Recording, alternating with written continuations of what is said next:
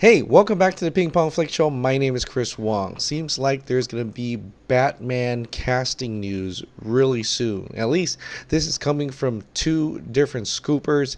Some may even say they may be the same person, but I'm pretty sure they're not the same person. This is coming from Mario Robles. Now, this he tweeted out on the 24th that he's hearing some sort of Batman news will drop soon. He doesn't know the nature of it yet, but keep those eyes peeled. Now, he goes into this article a little bit more about his Armie Hammer news story. Remember, he is the one that broke the news that Armie Hammer will indeed be playing as Batman in Matt Reeves' The Batman film. And he got a lot of stuff about that, and a lot of negativity and some positivity. I in fact was kind of intrigued by the fact that Armie Hammer would play Batman, as Armie Hammer was going to play Batman in the George Miller Justice League movie. But now that has not come to pass, and we get to see a little bit of tidbit of a little bit of Superman versus Batman in that Armie Hammer Henry Cavill movie, that spy film, and the Man from Uncle film. And so it was kind of intriguing to see that, and knowing that maybe Armie Hammer could play Batman. But well, now we're here in the present time, and there is a little hint from Mario Robles that Batman news is incoming. And he says the same source that has told him that the Batman, Armie Hammer was Batman, is also saying that this new incoming Batman news will be coming soon. Within 3 days after that, a few days after that, Daniel Rickman, Daniel RBK, another scooper, says the Batman casting is upon us, maybe even this week.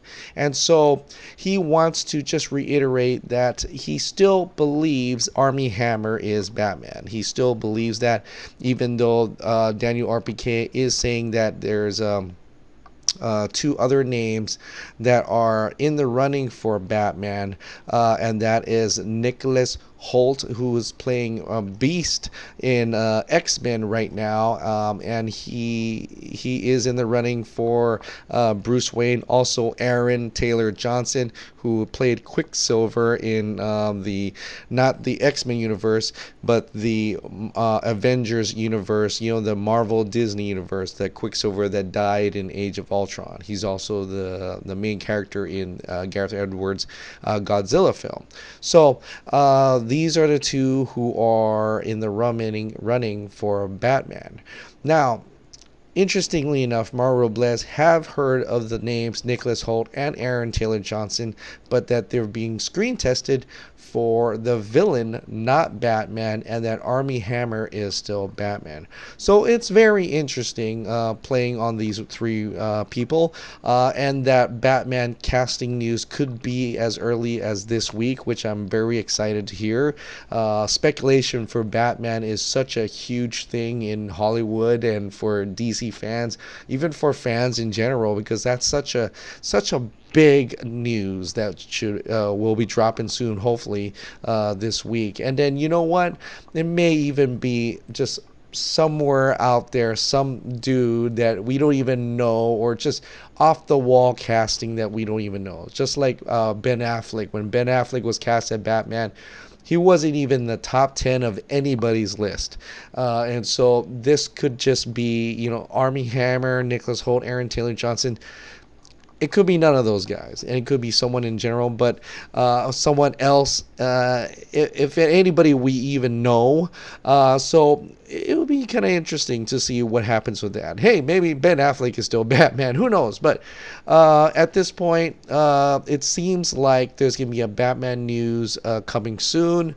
I thought it was going to drop today, but apparently not. Today is being reserved for James Gunn's Suicide Squad, as the Hollywood Reporter is reporting that David Dastmalchian, I don't know if I said that right, David Dastmalchian is cast in James Gunn's Suicide Squad, and he's playing none other than Polka Dot Man. Polka Dot Man. That's right. That's an actual character in the Suicide Squad, and they put a little tidbit about him in here in this Hollywood Reporter article that I'm going to link in the description below. Polka Dot Man debuted in 1962's Detective Comics number 300. Abner Krill was a low-level crook who tried to make a name for himself with spot-themed crimes and a costume that included some amazing gimmicks, such as spots that transformed into buzzsaws and flying saucers on command. Gunn has shown an affinity for pretty obscure comic characters. Polka Dot Man has appeared less than a dozen times since his creation, and the character is said to lean into his embarrassment of his lame abilities. Though this is a leveling up of sorts for Dasmalchian's film career, because the actor has appeared in a number of blockbuster movies in character actor roles, but this part is expected to be more substantial, as he's one of the members of this new Suicide Squad that James Gunn is producing. As you may have remembered, this David Dasmalchian, he's been in the Ant-Man movies. He's also been in Dark Knight. He's also been in CW and things like that. So also on Gotham, so he's not new to the comic book arena, but now he's going to have apparently a substantial role. As the plot details are being kept secret, but new characters include DC villains such as Ratcatcher, she controls rats, Peacemaker, he loves peace so much he will kill for it, King Shark, and humanoid shark, and last but certainly not least, Polka Dot Man. So that is very cool to see him get a little bit bigger role, and including this movie. But we don't know how substantial this role is. As you know, we know Rick Flag is back. We know Idris Elba has a role in this movie as well. Margot Robbie is back as well. Amanda Waller is back as well, including Captain Boomerang is also back as well. And now we're also hearing, this is an exclusive from Geeks Worldwide, Isabella Moner and Daniela Melchior is a top shortlist for Ratcatcher in the Suicide Squad. You know, the person who sends rats and stuff like. So she is.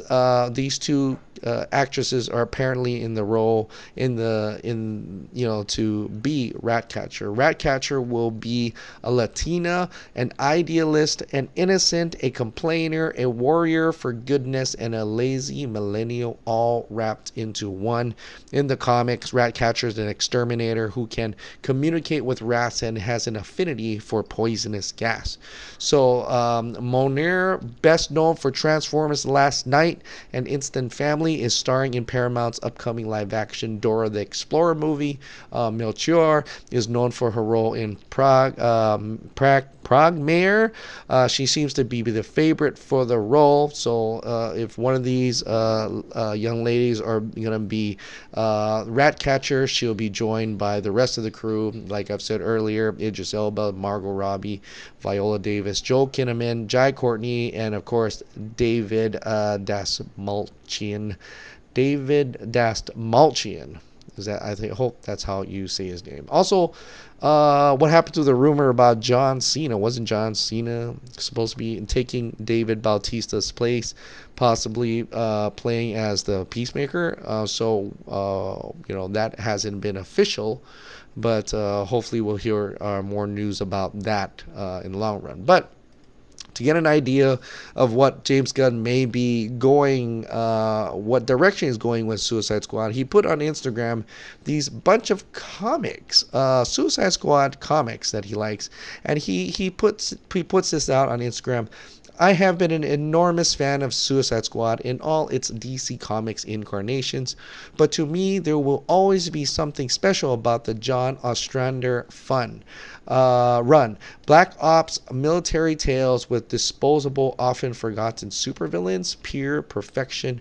Photo of my own collection, the Suicide Squad. So you're looking at over here, what's interesting what he says is, he says Black Ops military tales with disposable, often forgotten supervillains. So just looking at that, this is going to be a lot more Dirty Dozen than the first Suicide Squad movie, meaning there are a lot more more of these characters will die in this movie, probably sacrificed in this movie, more than the other movie. I'd say more than half. And if you look at the names, I mean, Polka Dot Man's gotta go. I'm thinking Ratcatcher might leave as well. You know, all these other obscure villains. Captain Boomerang might actually take the bullet this time, and we'll see. So they're a lot more disposable, a lot more stakes, which is good. I think I like a movie like something like that where it doesn't feel safe that any of these Suicide Squad members will die, and it'll be a lot more dangerous. It'll be a lot more low-key Black Ops type military film than the fantastical, than the science fiction. And I like that. I think I would appreciate this kind of movie rather than him making another type of Guardians of the Galaxies where it's always jokey and there are no stakes and these people are not going to die. So I think I would appreciate if this is the direction he'd go in. The Black Ops, military, half of the team probably get killed. We don't know who's going to get killed next. Things like that. It doesn't feel safe. A true living up to the name Suicide Squad. So, in fact, just listening to this, no matter what you think of James Gunn, I am kind of getting a little bit more interested into this incarnation of the Suicide Squad, which they're still calling it a sequel, but not a direct follow-up to the first film. So we'll see what happens with that. But Suicide Squad, it comes out in August 2021. So be on the lookout for more news about that, and see if any more updates on who else is returning to the Suicide Squad. Now, just a little bit more on Justice League. Ray Fisher still has a problem with the way Cyborg was handled. Just like all of us, we all have a problem because we know now what he was supposed to be capable of in Justice League, and his history, his origin was cut, very much cut. And in fact, his mother wasn't shown. We didn't see how he became a cyborg. We didn't see his past. We didn't get to see him play football. All these kinds of things that was hacked down. Ray Fisher discusses this at length at what appears to be, looks like it appears to be a Wizard World, a convention of some sorts, and he gets to talk about how he wasn't able to show those parts from Justice League that would actually give his character more depth, give his more story to his character, and really put a lot of meat into Cyborg, which is very, very bad. I mean, it's terrible that the studio would hack this down, and what he was supposed to be the heart of the film turns out he's nothing more than just an arm of it, you know. So I think he is calling out his frustration in this video, and I'll link this article in the description. You can watch the video yourself, but he is really telling of his frustration of what happened with this, and he's talking about Justice League and the fact that what was shown in theaters and what he knows for a fact actually happened in the Snyder Cut, and we should continue to fight for the Snyder Cut to see this version, to see Ray Fisher finally get to watch his Cyborg, watch it proudly, and have the way the Cyborg was supposed to be handled properly in the Snyder Cut of Justice League. There is one way you can help, and I want to call this to your attention. There is a GoFundMe right now. I'll put the link in the description below with this incredible artwork that Ramesh De Silva did for Snyder, the Snyder Cut at RT Snyder Cut, approved by right now at RT Snyder Cut. It's called Project Comic Con, and a whole bunch of I kind of alluded to this, and we talked Eric Blake, Bradley Turner, Chris, and Mick Nick D and Will Rollins, of course, and Nerds Queens, Ramesh. They're all involved in this incredible hashtag of Project Comic Con, and Ben and Brandon, all those people. But he put out a statement here, and I'm going to read it to you, and then I'll put the description, the statement in the description below as well. The time has now come to make an ultimate statement to Warner Brothers of our firm and unyielding desire for the release of the full and complete Zack Snyder Cut of Justice League. Over the course of the past year and a half, the Release the Snyder Cut movement has undertaken a variety of campaigns so as to garner the attention to those in a sufficient position of power and influence to satisfy our demand. The various members of our movement from all walks of life, all races and creeds, all religious and political persuasions have partaken in such efforts as hashtag trends, reply bombing, phone calls, and letters. And little by little, we have gained the satisfaction of knowing that, at the very least, they are aware of our cause. They know of our existence. The question to them is whether or not our desire will fade away in time. Well, the time has come to make a big, bold declaration to Warner Brothers and all who can see and hear that we are not going away. We are becoming more powerful than they can possibly imagine. We are not fading. We are growing. And as such, we need to prove it to them by a big campaign that is impossible to ignore, shrug off, or otherwise dismiss. Some months ago, a man with a plan pitched a crowd-funded campaign for an airborne banner with the Release the Snyder Cut hashtag to be flown over Warner Brothers Studios. As many of you may recall, it was a major success in boosting morale for our movement, particularly as Zack Snyder himself took notice of it. We need to do it again, and more. We need a massive advertising assault that will inform both Warner Brothers and anyone present of the power and presence of our cause. And we need to do it at San Diego Comic-Con now. This crowdfunded campaign is only a part of a vast organized effort to fill the 2019 Comic-Con with advertising for our cause. We will have boots on the ground at and around the convention, doing a wide variety of activities, carrying handheld Release the Snyder Cut signs throughout the convention center. There may or may not be cosplayers doing this, handing out educational flyers about the Snyder Cut and where to support our cause, distributing swag to interested convention goers, and more. The above part of Project Comic-Con will be self-funded by the generosity of various passionate and motivated members. Nonetheless, there are some things that are simply too massive, too ambitious, and yes, too expensive to finance on our own. And that, Spartans, is where you come in. The central necessary element of this part of Project Comic-Con involves taking Charlie's successful airborne banner flight even further. A 2-hour flight of Warner Brothers Release the Snyder Cut of Justice League airborne banner from noon to 2 p.m. on the day before Warner Brothers presents at Hall H of the convention. Those 2 hours will be spent flying around and around and around the convention center. It will not be missed by the noon crowds at the convention, the general public in that part of San Diego, or the media itself. It will not be ignored. As provided by our contacts in the Airborne Banner Company of choice, the cost of such a 2-hour effort is $1,070. Now keep in mind, the Release the Snyder Cut movement has a specific tradition in all our fundraising endeavors. The half of the money raised will always go to the American Foundation for Suicide Prevention. This is a cause very dear to our hearts, and we have no intention of compromising on this. To this end, we would not consider this crowdfund a success if we do not raise at least $2,140.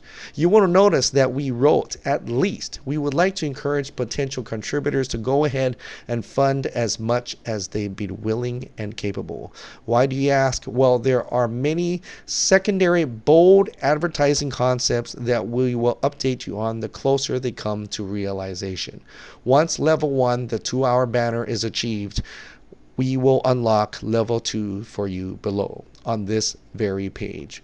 One more thing, recent events have raised the question, what if Warner Brother bites the proverbial bullet and announces their plans to release the Snyder Cut prior to Comic-Con? What happens to the money we've already raised? Well, our contingency plan, should that announcement be happen, is to donate the entirety of the money to the American Foundation of Suicide Prevention. This sends the ultimate message to the nobility of our intentions and cause. We proclaim the value of life and the things that make it worth living. The integrity of great art, of course, being one of them. For now, fellow warriors for Zack Snyder, we ask for your support financially and socially. I stand with Zack Snyder. The bell cannot be unrung. Hashtag release the Snyder Cut. So thank you very much, Eric Blake, for this incredible statement on the GoFundMe page. And I would like to happily announce that we have broken that initial goal of 2,140 goal. As of right now, at this time, we are at $2,243. So congratulations. Thank you very much for supporting this cause. This level 1 has been done, and I'm hearing that level 2 will be soon. And I think Eric Blake or someone, maybe even Will Rollins, will put an update on that. Keep an eye on that GoFundMe page for update 2. And once I hear that, it may be announced on my channel tomorrow as I continue to report on release of Snyder Cut. But you can yourself go to this GoFundMe page, put a little bit of money in, or if you cannot put a little, contribute anything, please share it, retweet it, get the word out there. This is an important cause, not only for Snyder Cut, not only for artistic creative integrity and supporting the cast and crew members of this movie, but also for the lives that matter, for the American Foundation of Suicide Prevention. So this is a noble cause, and I am wholeheartedly with it, in it, and I am supporting it fully. I myself will be giving out or sending pamphlets to whoever's boots is going to be on the ground, and I'll figure that out soon, hopefully, and I'll be able to send it to them directly, and they can pass it out and see what whatever they see fit. So that is it for tonight. Thank you very much for subscribing. Thank you so much for watching.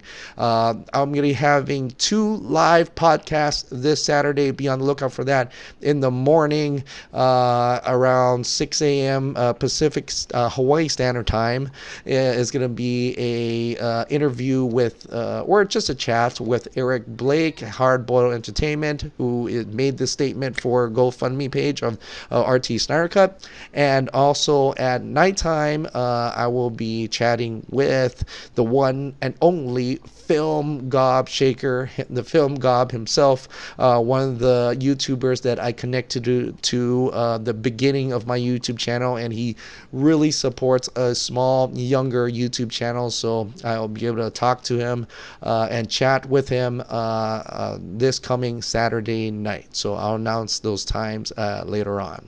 All right, guys. Well, that is it. I'll see you next time. Bye.